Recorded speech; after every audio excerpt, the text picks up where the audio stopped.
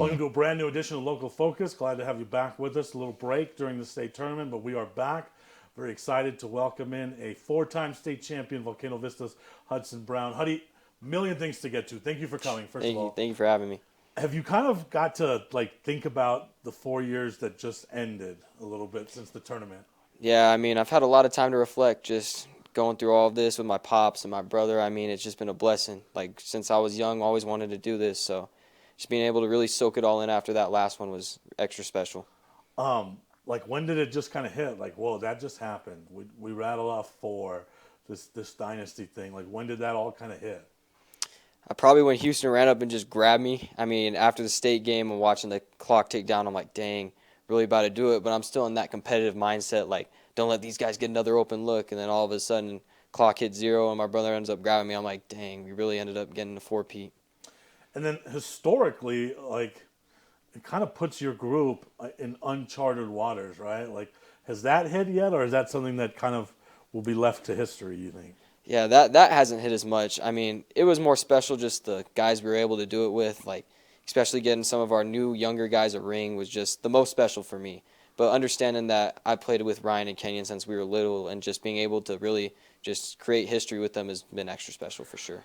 I have a bunch of questions about the state tournament and all that, but what I want to really touch on first, because this was kind of on my mind during the whole week, is I want to touch about the whole family dynamic during that week. Because it's got to be so cool because, you're there, and then Zay's there, and then Chloe's playing for a title, and then there's your dad, and then there's Danny, right? And then there's of course, your grandma's up there, she's singing with us, right? But what does that family thing look like during that week? I think it's hardest on my grandma for sure. Well, we know that. But throughout the week, first we're obviously watching and cheering on Sandia because obviously if it's not us, we want it to be them. And then watching the girls play, obviously we're hoping our girls do well, but just as much as we're watching Chloe and them do really well. And that Friday when they made it to the state championship game, we were able to watch it, and because we had practice right after, so we couldn't go to it, but we were watching at our house cheering them on. And then Saturday, it's just a blessing to be able to go out there with my brother and my cousin and just play in the biggest game of our lives. It's just extra special to do it with guys I've known and loved since we were all really little. But what about, is there, texting during the week? Is there communicating during the week? Take me through that week? What goes on early in the week on Sundays and Mondays, leading up to all this? Not much. There's not, crazy communication between, us and Zay in general, texting-wise, but, obviously we're keeping up with them and wishing them the best. And then Chloe's, just reaching out to her after she won and just congratulating her. And I ended up seeing her before we started the game on Saturday, so I just made so there's sure not to congratulate her. I don't know if you saw, but, Richard Pitino was describing a, family text thread during the tournament. There's nothing like that then? No, there's nothing like that, sadly. Maybe there'll be one next year when these guys are there with them again, so maybe they'll have to start that. And then what about what's your dad and Danny like during that week? Is there anything different during that week that you noticed, or is it pretty much business as usual for those two? What's that like? My dad's pretty even keel throughout the week, just kind of trying to make it seem like been there, done that, treat every game the same. Danny's pretty funny throughout, that's just how he is, though, his personality. So he's obviously cracking jokes even before the game in our layup lines. He's cracking jokes to us and just congratulating us for making it there and everything like that. So there's not much different because you know how those guys are.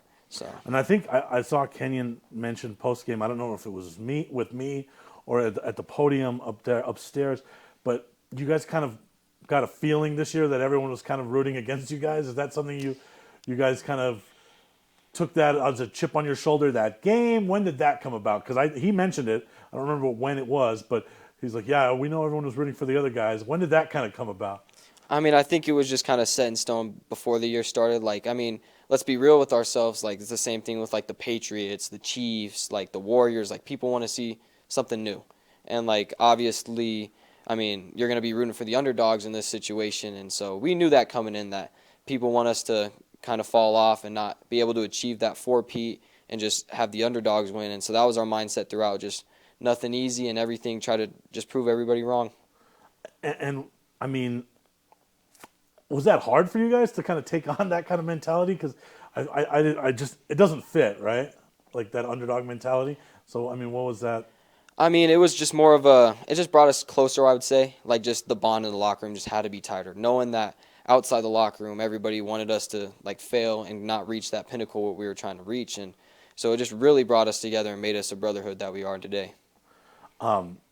They say, the greater the athlete, the greater the team. They find the weirdest crap to motivate them. Like, would you, now that you can look back, would you put it in that category? Like, okay, that was something pretty weird, but we used it to motivate. Not really, because I think it was, like, true. Like, I really do believe that people did want to see something new. And so just being able to use that as, like, fuel to the fire really did help us. And I still believe that it still, like, would hold to effect, even this next year. I mean, there's some truth to it, because I will say I was there Thursday or maybe Friday.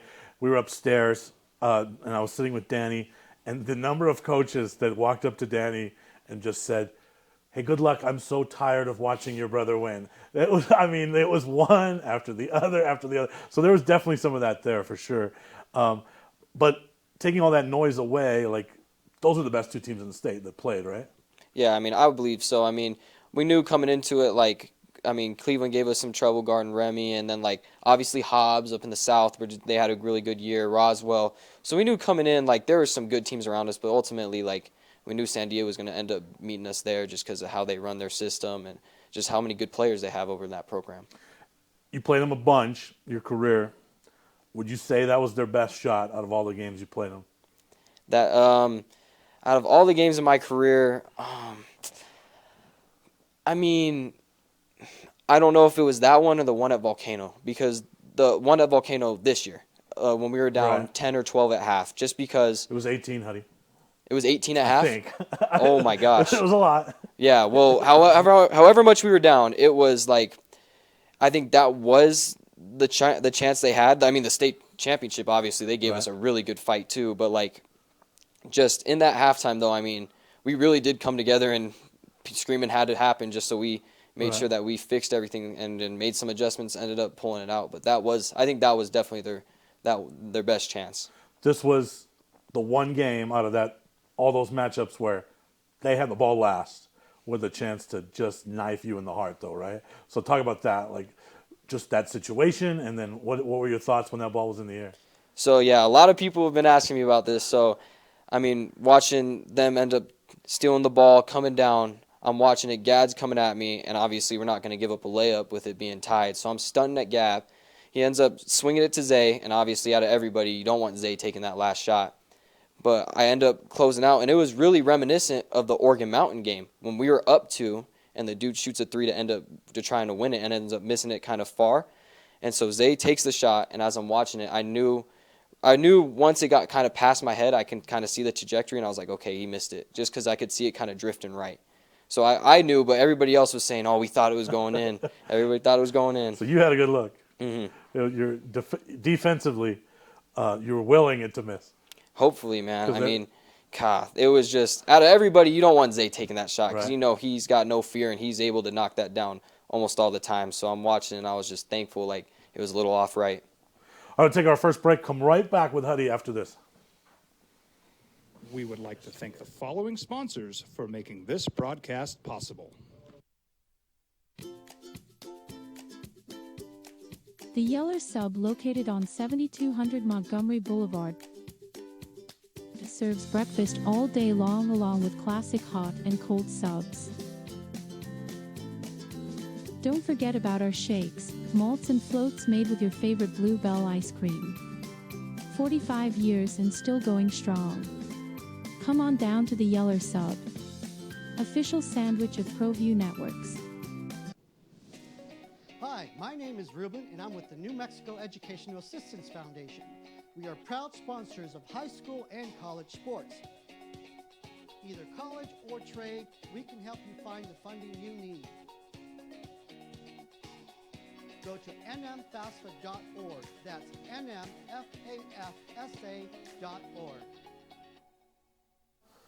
Back with Volcano Vista's Hudson Brown. So then the game's over. You guys, the four-peat is there. And then, let me ask you, your dad was almost apologetic for winning this year. At least it seemed like to me as an outsider, right? But I think that's the brother in him and that's the adult, right? What are your guys' thoughts? I mean, we understood where he was coming from, especially because, like, obviously Fish and Zay being there, like, it's harder for him, especially seeing it, like, playing against his brother in this big game and knowing how close they've been. Like, my sophomore year, we played them, and then this year. And, like, knowing how they also deserve that. Like, they also deserve to feel that way and win a state championship. And so it was more of, like, feeling bad for them and, like, wishing they could experience what we were feeling in a way. And I was thinking about that more kind of as I was doing some reflecting myself. And that has to be a very difficult thing because if you're not in the family dynamic, like if I'm just Joe Schmo on the team, I'm like, I don't care about them. I'm trying to win again, right? So like that's pretty fine line that kind of has to get treaded there, right? Talk about that a little bit. I know the two teams are close, right? But I'm thinking to myself, as if I'm a Volcano guy whose last name is not Brown, I don't care about the others. I want to win. Yeah, I mean, we also, like, understand that obviously it's a sport that you're trying to go win at the end of the day, but it's just understanding that, like, how they run their program, how they do stuff over there. They have a strong culture. Like, they just do the right things over there. And, like, growing up with those guys, like, played against them, played with them since I've been really little, understanding how much those guys deserve that feeling, too, all the work they've put in and just overall the good people they are. So that was, like, what we were saying. Very similar to, I think, the NBA comparison is, right? Like, there were really good players during the Jordan era that never won a ring because Jordan was around, right? Like, there's some really good players that went through Sandia, not just this year's group of seniors, but some previous ones, right, that probably would have a ring if it wasn't for this dynasty. So that's the feeling, I guess? Yeah, I mean, somewhat. We just know how, like, the level they are at and, like, how good of players they are and just understanding that. I mean, like, yeah, I mean, they are really good players. I mean, it's not much to say about it. Like, they could have, without, like, obviously our philosophy, too, was, like, if it wasn't going to be us, we want it to be them. And it, like, disregarding how good of players they are, they're good people at the end of the day and knowing that they deserve that as well. It's a 4-year grind, so what was the Monday after that like? That had to feel, was there some emptiness? Like, what did that feel like? It was weird, like, knowing, like, I mean, I don't have to go to practice anymore. Like, I don't have to, like, we're not going to do the bike now again and all that stuff. But the worst one was not the direct Monday after, but the Monday after that, because that's when we end up bringing the whole team in and we have kind of like our seniors say something about each and every person, and that's when it hit, and it was pretty sad. Right. So what have you been doing to kill your time now? I mean, I've been staying in the gym. I mean, Okay. doing as much as I can with my shoulders, but just ended up, we just had open run with Sandia. I mean, just trying to stay in shape and just stay ready. I mean, ended up seeing what's going to happen with my shoulder, and then with college basketball, I have some offers, but we'll see. So let's talk about that first, the shoulder, right? I mean, that's something that you kind of battled through the last, 2 years, year and a half? So talk about that a little bit. Yeah, I mean, just, God, it really changes you. Like, just going from, it happened after we lost to Cleveland, at Cleveland my sophomore year. Going into practice, ended up running into a wall and dislocated it, couldn't get it back in. And then just now, I mean, having that nagging injury, it really, like, people don't understand. It's like, with playing basketball with one arm is pretty difficult in the sense of, like, you don't notice how much you're doing stuff with your right arm until you lose it. So, like, defensively especially, like, I wasn't able to, like, stick people as much as I could or reach. Like, it really just made me have to be smart. And even, like, driving on my left side, I couldn't swipe people's hands down when I was going left. So it really impacted my game in a way. So, I mean, And then it popped out a couple of times, right? Like, I forget if it was I think it was a game, right? Didn't it pop out in a game? So I popped my right one out in a game against Sandia my junior year. And then the state championship game, I popped my left one out, which I've never popped my left one out before, and I popped it out in the first quarter of this state championship game. And then that's just something you kind of just play through, right? Because surgery just shuts you down, right? So. Yeah, I mean, we ended up having surgery after my sophomore year, trying to repair it so I could play football because I really wanted to play football, and then ended up dislocating it in a walkthrough before a game. It was just a mess. And then after that, I was like, I don't want to miss my summer going into senior year, so let's not get the surgery. Let's just play through this. And then yeah, I mean, it's just ultimately it's a mindset. I didn't want to have to sit out another like half a year and not be able to play with my brothers in the summer. So that was ultimately the decision. Speaking of football, I mean, was there some pushback to you playing football? Like, was your dad thrilled that you wanted to keep playing football all the way through? I mean, so initially, I didn't want to play football my freshman year. I was like, I'm just going to play basketball. Right. I don't have the love for it anymore. And he was like, nah, you got to try it. Like, go play C team or go play football and just see how you like it. So I ended up playing that year, and I was like, all right, I'm done. Like, I really didn't like it that much. And he was like, but you'll have a role on varsity this year. Just go and try it again. So after my sophomore year, we ended up losing to Cleveland in the state tournament. I was like hooked. I was like, this is what I want to do. This feels like a family. I want to be a part of this.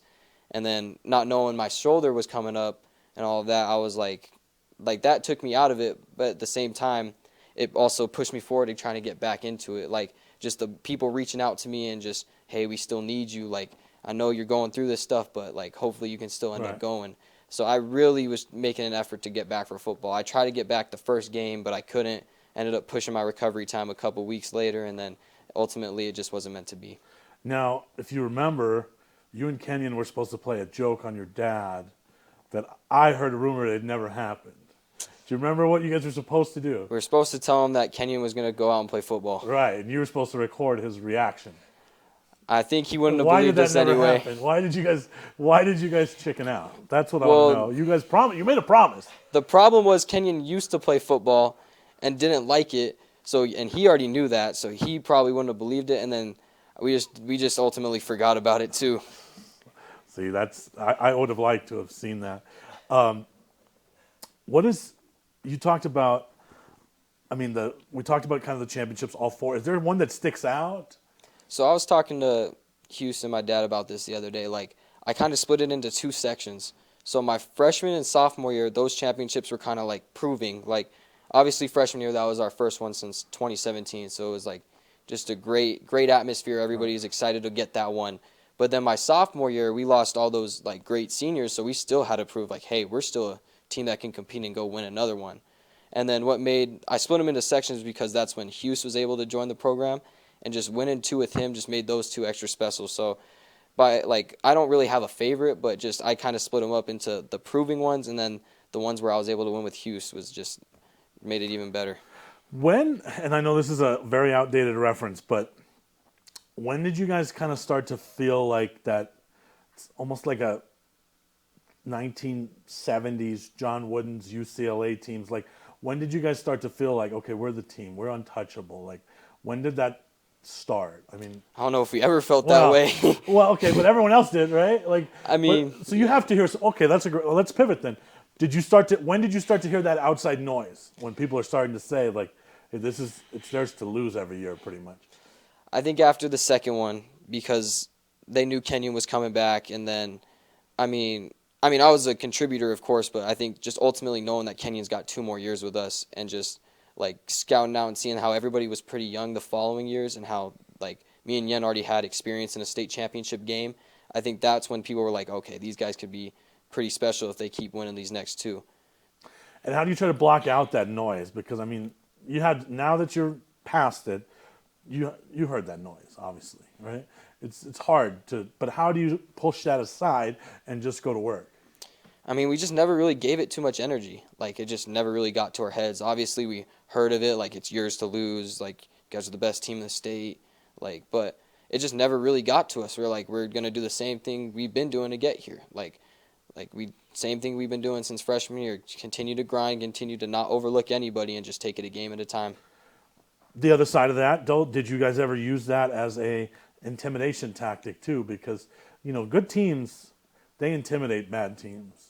Like when bad teams walk into the gym with a good team, they get intimidated by that aura, right? Like, did you guys ever use that as an intimidation factor as well? Has there been teams on the floor where you just kind of know, like and you made them know that you don't belong out here with us?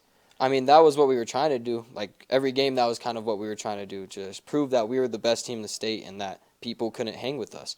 And a distinct team, no, like, because no matter how good the team was or how bad the team was, we tried to approach the game the same way in the sense of not taking anything for granted and just keeping our foot on the gas and trying to prove what we already knew, like that we could be special. Special, let's talk about that, especially defensively. Like this year, you kind of got that. I think you got your flowers this year. It already started before that, but you were the lockdown guy, right? You knew you were guarding the best guy on every team every night. Just talk about that responsibility.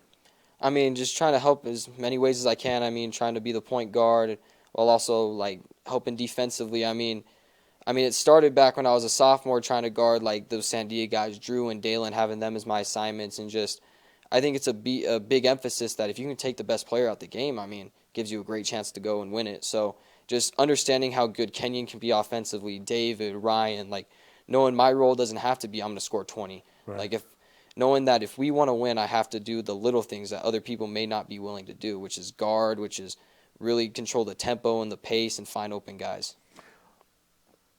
Who are the hardest, maybe couple guys to face guard? Who are the hardest guys? It's over now, so you can... Yeah, it's just funny because I just talked about this with my uncle. So I said that Tay was definitely the hardest to face because he was just crafty at drawing fouls. Like, whenever I'd face him, he was just super crafty at getting into your body and just drawing fouls. Remy was also a hard one to face just because he was just super skilled when he got the ball. He was a great one-on-one player. Okay. Those I could have predicted. Yeah. This next one, and you better not chicken out answering this one. Who's the easiest to face guard? Who were some guys where you knew, all right, I'm going to be in their head early, and as soon as I am, it's going to be a rough night for them? Like, who did you know that once you got into them, they were checked out the rest of the night? It's over now, so it's okay to talk a little-ish now. I mean, the guys that were guarding, Yeah. like how I'm going to answer this is the guys that I were I guarding. want names. They didn't. I want names. But I can't provide names because they were so competitive that they wouldn't chicken out.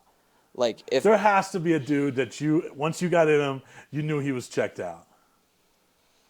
Either he would shoot less, or he would start turning it over, or mentally you just totally messed him up. There's got to be. I'll give you names from All right. kids of out of state. When we played a team from California that had a 2,000-point scorer, I face guarded him, and he ended up only having 2 points up until the fourth, where I ended up getting switched off. Where did you get this media? Or I'll give you a name. This kid, the Gatorade Player of the Year from Colorado. Oh. We played him in Section 7, and he starts the game off. We're playing a different defense. We have a different guy on him. He ends up scoring like 7-8 straight right away on us. And I was like, all right, like, let me just have him. Ends up scoring probably 2 points the rest of the game, and it wasn't on me. His name is, I think it's Cole Schrader or something like that. He's a back-to-back right. Gatorade Player of the Year. Where did this media training come from? I thought now that you're done with your 4 years, you would give me one that we all know, but you're not going to. New Mexico kids are hard-headed, man. All right. I commend you for that. Maybe during the break you can tell me. All right. Before we go to break, we'll do a top 5 list. You've seen the program, right? Top 5 things we don't know about Huddy. Number 5. I'm a huge college football fan. I'm Okay. a huge Ohio State fan. So All right. Buckeyes fan. All right. Always been a Buckeyes fan? always, since I was little. And the reasoning behind that, I'll get to the reasoning for my number 1. Number 4, I do enjoy cooking. Like, I'll end up going to the grocery store with my girl, and we'll end up trying to figure out how to cook something new. Like, what's the last thing you guys... I ended up making a seafood boil last. Okay. Yeah. That's pretty creative. Yeah, so I'll end up doing that. All right. What's after? What number 3? Number 3, I'm a huge Duke guy too. But it's not because I'm a bandwagon, though. Even though these two teams... Ohio State, Duke. Yeah. All right. I have Tell me more history, about the though. Lakers. Well, we'll get to that. Okay. All right. And then I'll go, number 2? Okay. Number yeah. 2, I'm a huge dog person. I got 2 dogs at home, and Okay. those are like my little boys. So I'm a huge dog Okay. guy. All right. And number 1 thing we don't know about you. LeBron is the GOAT. Okay. That's All right. my thing. That's why I like Ohio State, is because when I was watching them play Alabama in 2014, I just see LeBron, like, watching on TV. They keep showing Bron. He's in his Ohio State gear. I'm like, that's going to be my college football team. What do you think about LeBron picking on some poor media member? Like, that's just I mean, unbecoming of a GOAT, isn't it? nope, you can't take jabs at family, man. No? Okay. Can't take all jabs all at family. Do you need a bonus one to talk about the Yankees or anything, or are you good? Nah, not a baseball guy. Okay, all all my right. sports teams are because I watched them first when I was Okay, little. The all first right. teams I ever watched when I was little. Okay, we're gonna skip the break because we're gonna run out of time. One thing I did want to talk about is college basketball a little bit. I know you had some offers. One of them was at Highlands, right? They just made a coaching change. So the other thing you didn't bring up in your things that we don't know about you is like Coach Dominguez told me you have like an ungodly high GPA, right? Yeah, I have a 4.575. Okay, valedictorian probably, right? Hopefully, In that's the running? plan. Okay, so then this was going to be my question. Where does basketball come in? Like, that's a hard decision, right? Basketball at let's say a Highlands or one of the other places that's giving you an offer, or you could probably go pure academic to a really good school, right? So how does that decision get made? I mean, ever since I was little, I was trying to get good academics because of basketball. Like, academics were always my way of getting to go to a good school so I could play basketball. But now it's more changed into, can I just be healthy? Like, because going to play college basketball as a small guard, you got to be healthy. I can't have two shoulders that keep dislocating and limiting me to what I can really do. So I think first we're going to make sure we get a right surgery and make sure that I'm good to go, and then see from there with academics and basketball and how they weigh out. And I mean, what kind of, I don't want to, are you leaning towards one or the other? I mean, because where are the basketball offers that are on the table now? So I had Highlands and Northern, and Okay. both the coaches ended up Right. getting released. So we're trying to see. I'm in contact with Oklahoma Christian right now. I mean, we've been in contact with Eastern and Fort Lewis. So we're just kind of still waiting and seeing just what ultimately could happen. But ultimately, coming down to my health and how, like, for my future, basically. And if we pivot away from basketball, if it comes to academics, then you're probably looking at what? Anywhere, right? With that GPA? I mean, I really haven't applied to many schools like Right. for academics because I'm really focusing on basketball. But I mean, just trying to figure out what a good med school is if I want to major in medicine or if I want to go into research. Like, just understanding where my opportunities would be best at. And how hard of a decision is that? Like, okay, do I want to go play basketball at New Mexico Highlands, not to disparage that place, or do I want to go get an academic degree from a Harvard or a UCLA or a Cal or a whatever, insert a really strong academic school here? That's a pretty difficult decision, isn't it? Yeah, I mean it is, but like at the same time, I mean basketball is what I love, and if you want to do what you love, you got to make some sacrifices. So just, I mean, ultimately it's just the health thing again. Like, I just need to make sure I'm healthy because I don't want to give it my all in something I can't be 100% in. What role do you play now moving forward with this volcano culture and this dynasty, right? Like, I know you guys have guys back around the program, and obviously with your dad being the head coach, what role will you play moving forward? Just being another voice for them, like somebody that they can connect with more maybe than the coaches. Understand that I've like played with them, seen stuff, like understand the whole system and everything like that. Just being another voice that they can hear, really. And, I mean, realistically, have there been discussions about a 5-peat, a 6-peat? Have those things already happened, or is it just kind of like, let's go do the work like you guys always do? Yeah, it's just been go do the work, man. I mean, even when we were in the heat of this run, like going through 1, 2, 3, we never brought it up. Our whole motto was we're not bringing that up. It's one game at a time, one practice at a time. Continue to get better and grow, and that's the whole philosophy now is these guys are just continuing to grow and get better. All right. Huddy, I know we had a lot to get through, and we are already out of time, man. I really appreciate you coming in. Good luck the rest of the way. Thank you for having me. And thank you for watching, everybody. Good night.